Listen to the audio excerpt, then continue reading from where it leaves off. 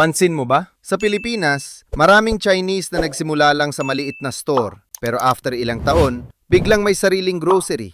Tapos may hardware na. Hanggang sa hindi mo na namalayan, buong pamilya nila yumaman na. Samantalang maraming Pilipino, kahit sobrang sipag, kahit doble trabaho, kahit OFW paminsan, parang isang emergency lang, ubos agad lahat ng ipon. At ang masakit, hindi naman ganun kalaki ang difference ng kinikita sa umpisa. So bakit parang mas mabilis silang umasenso? Ito ba ay dahil mas matalino sila? Mas swerte? O may sikreto silang hindi tinuturo sa karamihan? Ang totoo, may mga money habits ang Chinese families na sobrang simple lang tingnan. Pero kapag pinagsama-sama mo over many years, sobrang laki ng epekto sa buhay. Mga habits na tahimik lang, walang flex sa social media, walang yabang, pero sila mismo ang dahilan kung bakit maraming Chinese families ang yumayaman generation after generation. At nakakagulat dito, marami sa ginagawa nila kayang-kaya ring gawin ng ordinaryong Pilipino. Sa video na to, pag-uusapan natin ang top 10 Chinese tricks na halos hindi napapansin ng karamihan. Pero once na ma-apply mo sa buhay mo, baka mag-ibang tingin mo sa pera habang buhay.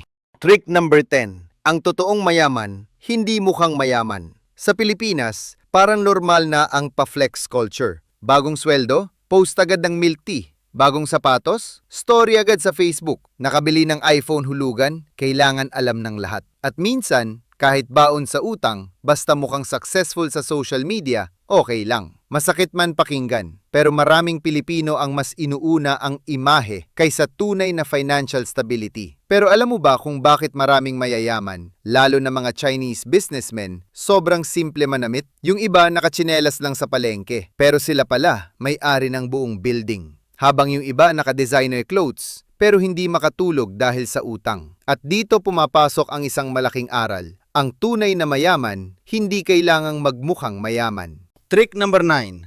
The 48-hour deserve koto delay. May kakilala ka bang isang bad day lang sa trabaho, biglang check out agad, stress sa office, add to cart, naiyak sa love life, Shopee, na bored, Lazada flash sale. Tapos sasabihin natin, deserve ko to. Pero minsan, hindi reward ang ginagawa natin. Emotional escape na siya. Dito maraming tao nauubos ang pera nang hindi nila namamalayan. Hindi dahil maluho sila, kundi dahil ginagamit nilang paggastos para gumaan ang pakiramdam. Ang ginagawa ng maraming mayayamang Chinoy, may tinatawag silang 48-hour rule. Kapag may gusto silang bilhin na hindi naman kailangan, hindi agad sila bumibili. Maghihintay muna sila ng 2 araw. Bakit? Kasi emotions are temporary. Yung excitement na yon, madalas nawawala after 48 hours. At alam mo yung nakakagulat, 90% of the time, makakalimutan mo na pala yung item na akala mo sobrang kailangan. At doon mo marerealize, hindi mo talaga gusto yung bagay. Gusto mo lang yung feeling na ibibigay niya for a few minutes. Ang totoong may disiplina sa pera, hindi yung maraming income. Yung marunong kontrolin ng emosyon bago maglabas ng pera.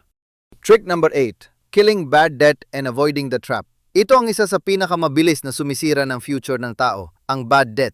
Yung utang na wala namang binabalik na value, kundi stress lang at buwan-buwang bayarin. Pansinin mo to, maraming tao ngayon wala pang sweldo, ubus na agad. Bakit? Kasi puro installment. Swipe dito, pay later doon, credit card dito, lahat mukhang affordable hanggang sa sabay-sabay na silang maningil. At ang mas delikado, yung mentality na okay lang umutang, deserve ko naman. Pero ang mga mayayamang Chinoy, iba ang tingin nila sa utang. Hindi sila basta nangungutang para magmukhang mayaman. Ang utang para sa kanila, tool para palagiin ang negosyo. Halimbawa, uutang para makapagbukas ng panibagong branch, makabili ng equipment, o makapag-invest sa bagay na kikita ulit. Hindi para sa latest iPhone na ilang buwan lang, luma na agad. At dito, maraming tao tuluyang nalulubog. Kapag pinasok na ang online sugal, akala nila shortcut siya sa pera. Mabilisan kita, baka mabawi ko. Isa na lang. Pero ang totoo, habang umaasa kang yumaman agad, mas lalo ka lang pinapayaman ng sistema. Kaya tandaan mo to, ang tunay na mayaman, hindi yung maraming hinuhulugan. Yung taong marunong umiwas sa utang na nagpapahirap sa kanya habang buhay. Trick number 7. The barya mentality. Respecting every cent. Ito ang mindset na akala ng iba, kuripot. Pero ito rin ang dahilan kung bakit tahimik na yumayaman ng iba. Sa kanila, walang maliit na halaga, walang barya lang yan. Kasi naiintindihan nila na hindi ka naman nalulugi sa isang malaking gastos lang. unti-unti kang nauubos sa maliliit na gastos na paulit-ulit. Isipin mo to, yung 150 pesos mong milk tea araw-araw, mukhang harmless, di ba? Pero pag kinumpute mo, 4,500 pesos isang buwan. At sa loob ng isang taon, mahigit 50,000 pesos. 50,000 sa barya-barya lang. At habang iniisip ng karamihan na maliit lang yon, may ibang tao namang tahimik na ini-invest ang perang yan. Kaya after a few years, ikaw, memories lang ng milk tea ang meron. Sila, may negosyo na, may ipon, may assets. At hindi ibig sabihin nito na bawal ka nang mag-enjoy. Ang punto rito, maging conscious ka kung saan napupunta ang pera mo. Kasi every peso you spend is a vote for your future. Tandaan mo to, kapag hindi mo nirerespeto ang maliit na pera, hinding-hindi magtatagal sa'yo ang malaking pera. Respect the money, and the money will respect you back. Trick number 6, paying the future first. Ito ang simpleng habit pero kayang baguhin ang buong buhay mo financially. Karamihan sa atin, ganito ang formula. Income minus bills, minus pagkain, minus luho, tapos saka natin titingnan. May matitira pa kaya para makaipon? At kadalasan, wala na. Kaya maraming tao ang years nang nagtatrabaho pero parang walang usad. Pero iba ang mindset ng maraming successful Chinoy families. Baliktad sila mag-isip.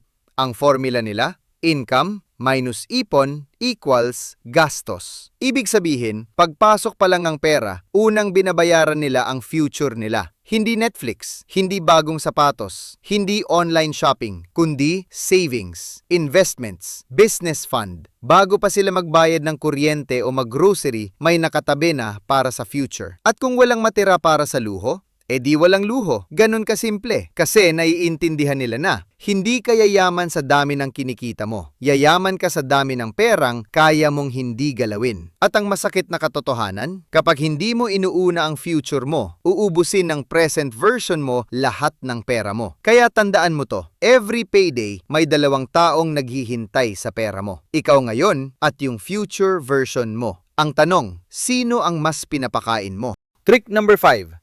The haggle hustle, walang hiya-hiya. Isa to sa pinaka-underrated na money skill, ang marunong makipag-negotiate.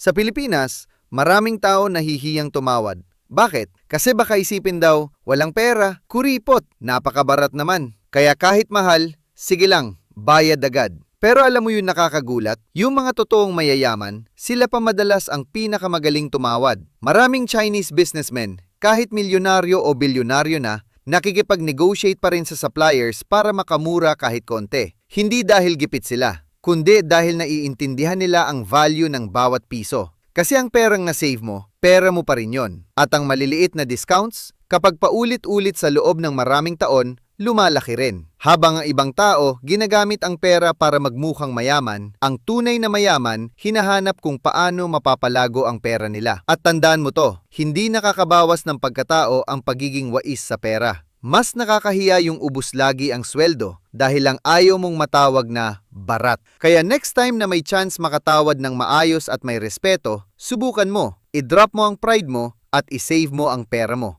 Trick number 4. Guanxi, the power of your circle. Ito ang isang bagay na sobrang underrated pero kayang baguhin ang direksyon ng buong buhay mo. Ang tawag nila rito, Guanxi. Ibig sabihin, yung network mo, yung mga taong palaging nasa paligid mo. Kasi aminin man natin o hindi, unti-unti tayong nagiging katulad ng mga taong madalas nating kasama. Kaya tanungin mo sarili mo, ano bang klaseng usapan meron sa circle mo? Puro chismis, inuman, drama, reklamo sa buhay? Kapag ganyan lagi ang environment mo, unti-unti ring ganyan magiging mindset mo. Pero paano kung ang kasama mo nag-uusap tungkol sa negosyo, pag-iipon, investments, pag-grow bilang tao? Kahit tahimik ka lang sa umpisa, mahahawa ka rin sa mindset nila. Kasi ang environment mas malakas kaysa motivation. Ito ang dahilan kung bakit maraming successful people sobrang pili sa circle nila. Hindi dahil mayabang sila, kundi dahil alam nilang ang maling tao pwedeng humila pababa sa future mo. At minsan, hindi mo kailangan ng bagong opportunity.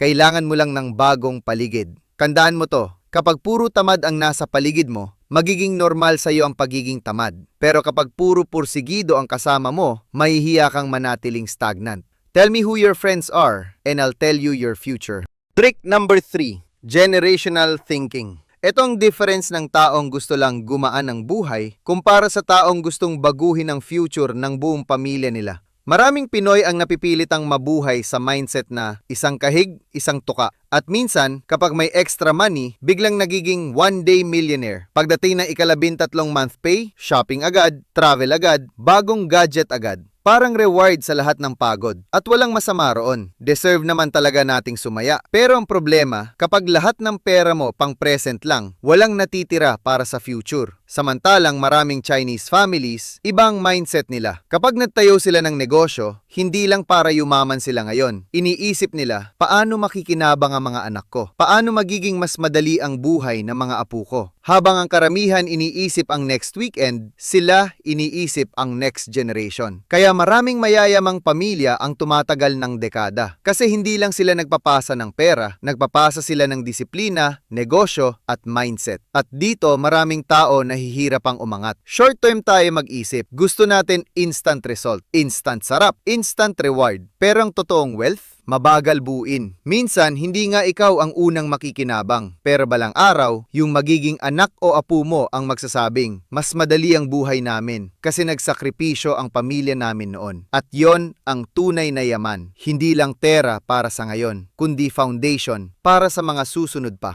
Trick number 2, multiple streams, never just one. Ito ang dahilan kung bakit isang emergency lang kayang sirain ang buhay ng maraming tao. Kasi iisa lang ang source of income nila. Isang trabaho, isang sahod, isang paycheck away from panic. At isipin mo to, kapag nawalan ka ng trabaho bukas, gaano katagal bago ka maubusan ng pera? Isang buwan? 2 linggo? O baka ilang araw lang? Kaya para sa maraming successful Chinese families, sobrang delikado umasa sa isang income stream. Kahit malaki pang sweldo mo, kapag isa lang ang pinanggagalingan ng pera mo, isang problema lang din ang pwedeng sumira sa lahat. Kaya habang may main business sila, may paupahan din. May investments, may stocks, may sideline. Habang natutulog sila, may perang pumapasok pa rin. At hindi ibig sabihin nito na kailangan mo agad ng 5 negosyo. Ang punto rito, huwag mong itali ang buong future mo sa isang source lang. Kasi ang tunay na financial security, hindi galing sa mataas na sahod. Galing ito sa kakayahan mong kumita mula sa iba't ibang direksyon. At tandaan mo to, kapag iisa lang ang income mo, iisa lang din ang bagay na kailangang mawala para bumagsak ka. Pero kapag marami kang streams, mas mahirap kang lunurin ng problema. At maniwala ka, hindi pa ito ang pinaka-importanting habit. Kasi yung number 1, babaguhin talaga ang tingin mo sa pera habang buhay. Trick number 1, money is an employee. Ito ang mindset na kayang magbago ng buong buhay mo financially. Kasi para sa karamihan ng tao, ang pera ay papel lang. Pambili ng pagkain, pambili ng luho, pambili ng kung ano-anong pampasaya sandali. Pero para sa maraming successful Chinese families, bawat piso parang empleyado. Oo, empleyado. At bawat perang hawak mo, may 2 choices ka lang. Gastusin mo o pagtrabahuin mo. Kapag ginastos mo ang piso sa bagay na walang value, parang tinanggalan mo ng trabaho ang empleyado mo. Patay agad ang potential niya. Pero kapag in-invest mo ang piso na yon, bigla siya nagtatrabaho para sa'yo. 24/7. Kahit tulog ka, kahit nasa bakasyon ka, kahit wala kang ginagawa. At ang mas maganda, manganganak pa siya ng mas maraming empleyado. Yan ang power ng investing. Yan ang power ng compounding. Habang ang karamihan nagpapagod habol ng pera, ang totoong mayayaman, ginagawang worker ang pera nila. Kaya tandaan mo to,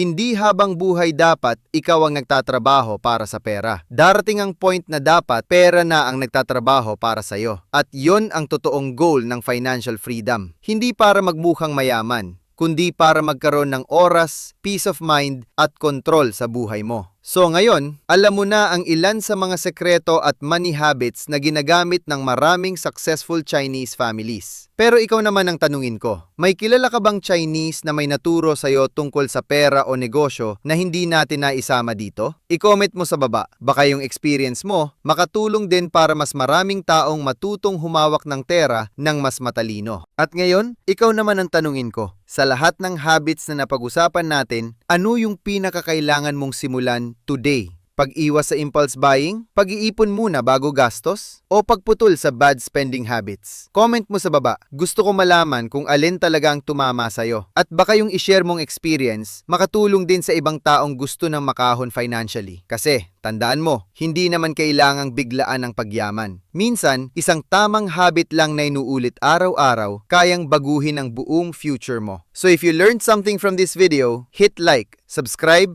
at samahan mo ko sa mas marami pang practical na diskarte, money habits at life lessons para mas maging wais tayo sa pera at sa buhay.